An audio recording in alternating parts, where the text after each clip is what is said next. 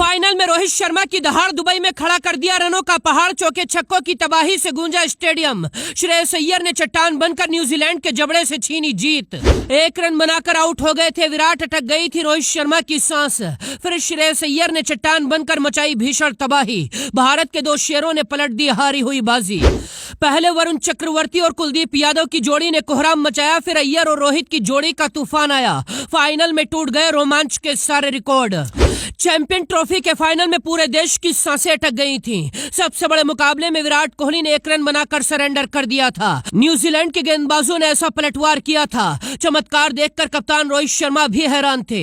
252 run के target पर रोमांच की सारी हदें पार हो गईं। भारत के 2 शेरों ने न्यूजीलैंड के जबड़े से आखिरी वक्त पर जीत को छीनकर चैंपियन ट्रॉफी का इतिहास पलट दिया। पहले 40 सेकंड में मैच की कहानी देखिए, इसके बाद आखिरी 5 मिनट का रोमांच दिखाएंगे। फाइनल के सबसे बड़े मुकाबले में भी कप्तान रोहित शर्मा आज टॉस हार गए थे।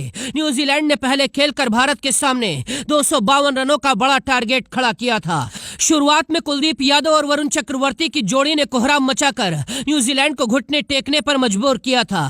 सचिन रविंद्र ने 37 रनों की पारी खेली थी, लेकिन इसके बाद कुलदीप ने उनको क्लीन बोल्ड कर पवेलियन लौटा दिया। न्यूजीलैंड की दीवार केन विलियमसन भी 11 रन बनाकर आज कुलदीप यादव का शिकार बन गए थे।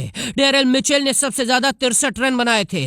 भारतीय गेंदबाजों ने पूरे मैच में न्यूजीलैंड की सांसें रोक कर रखी थी। कुलदीप और वरुण चक्रवर्ती ने 2-2 विकेट लेकर न्यूजीलैंड की कमर तोड़ी थी। अब चैंपियन ट्रॉफी का फाइनल जीतने के लिए भारत को 252 रन बनाने थे। कप्तान रोहित और शुभमन गिल की जोड़ी ओपनिंग में आती है। रोहित ने पारी की दूसरी ही गेंद पर छक्का लगाकर अपने इरादे जाहिर कर दिए थे।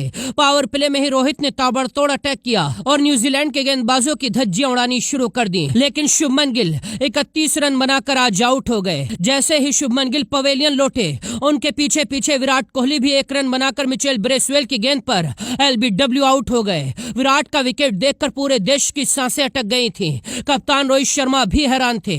इसके बाद रोहित शर्मा भी 76 रन बनाकर स्टंप आउट होकर पवेलियन की तरफ चल दिए। एक साथ भारत को 3 झटके लगे थे। मैच पूरी तरह से फंस चुका था।